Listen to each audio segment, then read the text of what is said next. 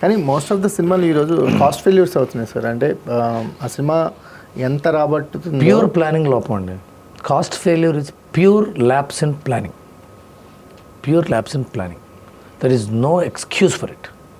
అంటే నిర్మాతగా మీరు చాలా సూపర్గా ఎగ్జిక్యూట్ చేస్తున్నారు. అంటే నిర్మాతకి అంటే ఒకప్పుడు మనం రామానాయుడు గారు కానీ, ఇప్పుడు పాత తరం నిర్మాతలు కొంతమంది ఆర్బి చౌదరి గారు, వీళ్ళంతా వాళ్ళు పర్ఫెక్ట్గా ఎగ్జిక్యూట్ చేసేవాళ్ళు. వాళ్ళు ప్రాజెక్ట్ ఎంతలో తీయాలనుకున్నారో అంతకు మించి 10% తప్ప వెళ్ళేవాళ్ళు కాదు. అసలు కాస్ట్ ఫెయిల్యూర్స్ అనేది వాళ్ళకి ఎప్పుడు ఉండేవి కాదు. సో దానివల్ల ఏమవుతుందంటే నిర్మాత సగం అక్కడే సేవ్ అవుతాడు. సినిమా రిలీజ్ అయిన తర్వాత రిజల్ట్ తీసి పక్కన పెడితే ముందు అసలు లాస్ లేకుండా ఉంటాడు అనుకున్న విధంగా తీయగలిగితే. షూటింగ్ చేయడానికి తొందరపడకపోతే తొందరగా అయిపోతుంది సినిమా. సెట్స్కి వెళ్ళిపోదాం, ముందు వెళ్ళిపోదాం. హీరో డేట్లు పోతాయి. ఎవరిని లాక్ చేయడానికి సార్? హీరోనో హీరోయిన్నో ఓటీటీనో డైరెక్టర్నో ముందు ఎక్కించేద్దాం అనేది పెద్ద minus. 2 penny wise pound foolish అంటారు ఇంగ్లీష్లో. ఇప్పుడు పైసా దగ్గర అతి తెలివితేటలతో రూపాయి దగ్గర దుబారాగా చేసే మైండ్ సెట్ ఉంటారు. వీళ్ళేంటి, సినిమా మే 1 నుంచి సినిమా షూటింగ్ అంటే అబ్బాయి ముందు నుంచి మేనేజర్లకి అసిస్టెంట్ డైరెక్టర్లు జీతాలు ఏం పెట్టకండి. 1 month ముందు వస్తారు, చేసేసుకుంటారు, వెళ్ళిపోతారు. మ్యాక్సిమం 2 నెలలు. మార్చి 1 నుంచి ఆఫీస్ తెరుస్తాం, ఫట్ అయిపోవాలి. అది ఎంతమంది తింటున్నారే మా ఆఫీసుల మీద పడి ఇలా అంటుంటారు. మే 1 సినిమా అంటే ఫిబ్రవరి 1 నుంచి షూటింగ్ ప్లాన్ చేయాలండి. లొకేషన్స్, ఆ లొకేషన్ వర్షం పడితే, ఆ లొకేషన్ ఆ రోజు వాడు ఇవ్వకపోతే, ఆ రోజు బక్రీదా, ఆదివారం, లేకపోతే హీరోకి అన్న పాయింట్ పెళ్ళి ఉందా, ఈ కెమెరామెన్, అన్ని ప్లానింగ్లు చేసుకుని plan A, plan B, plan C 3 plans వేసుకుని బడ్జెట్ వేసుకుని, ఈ బడ్జెట్ ఇలా అవ్వదు, ఇంత కష్టం అండి, లేదని తీయలేను, ఎంతమంది లైట్లు అవుతాయి, ఎంత అవుతాయి, ప్లానింగ్ చేసుకుంటే కానీ అప్పుడు ఏమవుతుంది, అసిస్టెంట్ డైరెక్టర్కి మేనేజర్కి 2 నెలల జీతాలు పెరుగుతాయి. ఫస్ట్ ప్రాపర్ ఎగ్జిక్యూటివ్ ప్రొడ్యూసర్ని, ప్రాపర్ కో డైరెక్టర్ని పెట్టుకోవాలండి. మీరు ఎంత ఖర్చు పెడితే వాళ్ళ మీద సినిమా అంత ఖర్చు తగ్గుతుంది. మీరు కో డైరెక్టర్ని, ఎగ్జిక్యూటివ్ ప్రొడ్యూసర్ని ఎంత నిష్ణాతుడైన వాడిని తీసుకొస్తే మీ ఖర్చు అంత తగ్గుతుంది. మనం నీకు అవకాశం ఇస్తున్నానే అని ఒకటి ఇచ్చాడు, ఇంకో వాడు అసమర్థుడు అయితే మొత్తం out. The whole key of production lies in a co director and executive producer. వాళ్ళని మీ అద్భుతమైన పెట్టుకోండి, చాలా సజావుగా సాగుతుంది. అది దాని major key. And pre production extraordinary ఉండే, మిగతా అంతా ఫార్మాలిటీ, మనం చేయం. మన దానికి తొందరపడిపోయి. And the director has to oblige the schedule, the hero has to oblige the schedule. బాంబేలో 300 పేజీలు సంతకం పెట్టిస్తారు హీరోలతో. ఎప్పుడు వస్తారు షూటింగ్కి, ఎందుకు రావట్లేదు, హీరోయిన్ ఎన్నింటికి దిగాలి, క్యారవాన్ ఎన్నింటికి లొకేషన్లో ఉండాలి, ప్రాపర్. ఇప్పుడు మేము చేసింది, మీకు యాక్టర్లో మొదటి నుంచి యాక్టర్ టైంకి వచ్చామని చేసాం. అదే నేను రేపొద్దున ఇంకా పెద్ద సినిమా చేసినప్పుడు యాక్టర్లు టైంకి వస్తారో నేను చెప్పలేను. I cannot tell. అదే ఇట్స్ అనదర్ స్టోరీ. ఆ రోజు ఏమైనా రోజు 17 రోజులు తీసేటప్పుడు 170 రోజులు ఏంటంటే నేను ఇప్పుడు ఇదే మైక్ మీద నేను చెప్పలేను యాక్టర్లు లేట్గా వచ్చారండి అని. ఇప్పుడైతే వచ్చారు కాబట్టి చెప్పగలను, రాలేకపోతే చెప్పలేను. ఆ స్కెడ్యూల్ అప్పుడు కో డైరెక్టర్, ఎగ్జిక్యూటివ్ ప్రొడ్యూసర్ తెలివైనవాడు అనుకోండి, ఈపీ వాళ్ళు ఎలా యాక్టర్స్ అనేవాళ్ళు కొద్దిగా వాళ్ళు ఎలా ఉంటుందంటే వాళ్ళ మూడ్ అండి, అదే దాని మూడీ పీపుల్ తోటి యాక్ట్ చేయాలి. 200 మంది 300 మంది ముందు పర్ఫామ్ చేయాలి. వాళ్ళు చాలా ఇదిగా ఉంటారు. వాళ్ళ మూడ్లోకి తీసుకొచ్చి వాళ్ళతో లబ్స్గా మాట్లాడి ఇట్స్ స్కిల్. ఎవరికి యువి సత్యనారాయణ గారు, కృష్ణారెడ్డి గారు, వినాయక్, జగన్ గారు వీళ్ళందరూ రెడీ చేశారు. యాక్టర్ని మౌల్డ్ చేయాలి, హీరో మోజుపడాలి. రాఘవేంద్ర గారు అంటే సెట్కి వెళ్ళడానికి మోజుపడతారు యాక్టర్, అలా ఉండాలి, పరిగెట్టేవాళ్ళు. యాక్టర్ డైరెక్టర్ కిక్ ఉంటే కొట్టేయచ్చు. మీకు రవితేజ గారితో క్లోజ్ అసోసియేషన్ ఉంటుంది అంటే సార్, మీకు మేము అబ్జర్వ్ చేస్తుంది ఏంటంటే రవి గారు మీద ఎక్కడ చిన్న గాసిప్ ఉండదు. రవి గారు అంటే అంత ప్రాంప్ట్గా, అంత ఇదిగా ఈ రిలేషన్స్ మెయింటైన్ చేయడం అంత తేలికైన విషయం కాదు సార్. ఇంతమంది ఎక్స్పెక్టేషన్ లేకపోతే ఉండదు సార్. ఎక్స్పెక్ట్ చేయకూడదు. ఒక రిలేషన్, మీరు నేను ఫ్రెండ్స్ అనుకోండి, నా నుంచి మీరు ఎక్స్పెక్ట్ చేయనప్పుడు, మీరు నుంచి నేను ఎక్స్పెక్ట్ చేయనప్పుడు రిలేషన్ హ్యాపీగా ఉంటుంది. ప్రొఫెషనల్, మీరు జర్నలిస్టు, నేను రైటర్ని, మన ఇద్దరి మధ్య లైఫ్ లాంగ్ ఉంటుంది. నేను మిమ్మల్ని వచ్చి ఏమండి నా సినిమా బాగలేకపోయినా బాగా హిట్ అని రాయండి, లేకపోతే వాడెవడో నన్ను తిట్టాడు వాడి గురించి రాయండి అంటే వీడెవడరా బాబు నా ఉద్యోగంలో ఎంటర్ పడుతుంది మీరు అనుకుంటారు. మీరు వచ్చి సడన్గా ఏమండి అదే చేయండి, మీరు నన్ను అడిగారు అదేంటి కుమార్ గారు ఇంత రెస్పెక్ట్ పీపుల్ నేను ఇట్లా చేశారు. అది అనవసరంగా ఎక్స్పెక్టేషన్స్ పెట్టుకోకుండా హెల్తీగా ఉంటే ఎంతకాలంగా ఉంటాం, అప్పుడు ఒకరి నుంచి ఒకరికి ఆటోమేటిక్గా ఉపయోగం ఉంటుంది. సార్ అదే రేర్ మీ పర్సనాలిటీలో ఉన్న బ్యూటీ సార్ అది. ఎందుకంటే ఇంతమంది పరిచయాలు ఉన్నా ఎప్పుడు ఒక చిన్న ఆబ్లిగేషన్ రవి అడిగాడని ఎప్పుడు వినలేదు. లేదా బాగా క్లోజ్, అంటే ఈవెన్ పర్సనల్ విషయాలు షేర్ చేసుకునేంత క్లోజ్ రిలేషన్ ఉన్నా దాన్ని ఎక్కడా కూడా ప్రొఫెషనల్గా నేను అసలు ఇప్పుడు మీరు లక్ష్మణ్ ఉన్నాడు, లక్ష్మణ్ నేను ఇంటర్మీడియట్ నుంచి ఫ్రెండ్స్ వాడు, నేను అవును మనోడు అవును తెలుసు కదా, టీవీ నేను వాడు నేను బాగా జోక్లు తిట్టుకుంటాం, బూతులతో మొదలు పెడతాం ఇద్దరం. వాడు నేను ఎప్పుడు అడగలేదు, నేను వాడిని ఎప్పుడు అడగలేదు. 30 ఏళ్ళు అయిపోయింది ఇద్దరం వచ్చి. ఎప్పుడు దాకా అసలు ఎప్పుడు మా ఇంటి జర్నలిస్టులతో అవసరాలు తక్కువ ఉండొచ్చు కానీ ఇండస్ట్రీలో కూడా నాకు హీరోలు కానీ యాక్టర్లు కానీ ఈవెన్ రవితేజ గారు కానీ రవితేజ అసలు రవితేజ గారు నేర్చుకున్నాను ఈ విషయం. నేను రవితేజ గారి దగ్గర నేర్చుకున్నాను. ఆయన ఎవరికి సలహా ఇవ్వడు, తీసుకోడు. ఫస్ట్ క్యారెక్టరైజేషన్, ఎవరికి సలహా ఇవ్వడు, తీసుకోడు.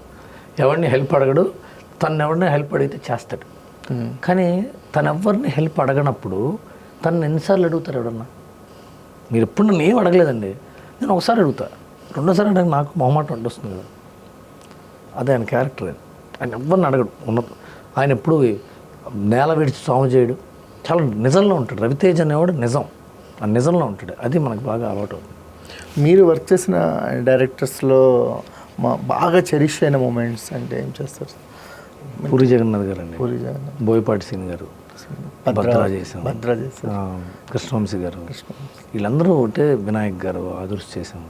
వీళ్ళందరూ కూడా క్లారిటీ కానీ వాళ్ళ స్పీడ్ కానీ అన్నీ. ఇప్పుడు బోయపాటి సీన్ గారితో మాట్లాడుతుంటేనే ఒక యాక్షన్ పార్ట్ చూసినట్టుంటుంది మనం. అవును, ఎంత ప్యాషనేట్ పర్సన్ బోయపాటి, చాలా ప్యాషనేట్గా ఉంటాడు, చిన్న రౌద్రంలో ఉంటాడు ఆయన.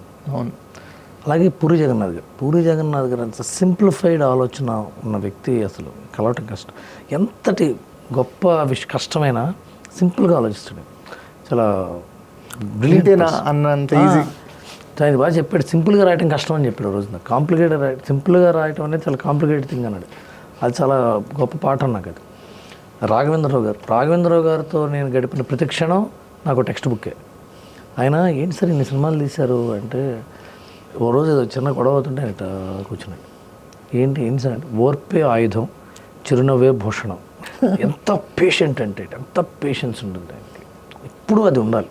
ఆయన రామ్ గోపాల్ వర్మ గారు మాట చెప్పాడు, నువ్వెవరైనా ఏదైనా పని చేయించుకోలేకపోయావు అంటే ఒక వ్యక్తితో, అది ఆ వ్యక్తి దుర్మార్గమో క్యారెక్టర్ కాదు, నీ తప్పది.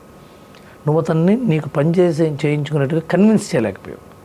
ఒక వ్యక్తిని కన్విన్స్ చేయటం అనేది ఒక ఆర్ట్, అది నీ శక్తి. చాలా పేషెంట్గా ఉండాలి.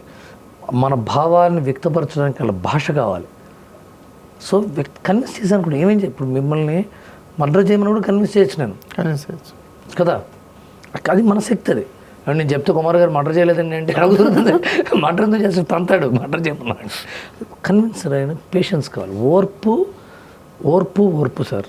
ఓర్పు ఉంటే అన్నీ సెట్ అయిపోతాయి లైఫ్లో, ఇండస్ట్రీలో. సార్ ఈ జర్నీలో ప్రొడ్యూసర్గా ఇప్పుడు మీకున్న ఎక్స్పీరియన్స్ కానీ మీకున్న పరిచయాలు కానీ ఓ ప్రొడ్యూసర్గా ఎంత స్ట్రెంగ్తన్ చేసినాయి సార్ మిమ్మల్ని? చాలా స్ట్రెంగ్తన్ చేశాను సార్. ఇప్పుడు నేను నాకున్న చొరవ లేదా గెటప్ సీన్ అడగగానే చేసాడు. గెటప్ చాలా బిజీ, అతను వెబ్ సిరీస్ చేయలే ఇప్పుడు దాకా, చాలా బిజీ అతను. నాగబాబు గారు పాలిటిక్స్లో 24 గంటలు, పొద్దున హైదరాబాద్, మొన్న ఆయన ట్రావెల్ చేస్తూ ఉంటారు. మొన్న చిరంజీవి గారి సినిమా ఓపెనింగ్ జరిగింది సార్ 158. ఆయన మార్నింగ్ విశాఖపట్నం నుంచి వచ్చి ఓపెనింగ్ చేసి మళ్ళీ 11 ఫ్లైట్కి ఎక్కేసాడు. అవును, ఒక్క 2 గంటలు వచ్చాడు. ఆయన ఈజ్ బిజీ. అలాంటిది నాకు ఆయన డేస్ ఇచ్చి ఒకరోజు రాత్రి 2 దాకా షూట్ చేశాడు. అది నా మీద ప్రేమేగా ఆయనకి, ఎందుకు ఉండాలి. అలా చాలామంది నా టెక్నీషియన్స్ అందరూ ఇప్పుడు మేము ఇంకో వెబ్ సిరీస్ చేస్తున్నాం ఇంకొక ప్లాట్ఫామ్గా, తర్వాత మాట్లాడుకుందాం. దానికి అంతే, నేను ఫోన్ చేసి అడిగితే అందరూ ఓకే.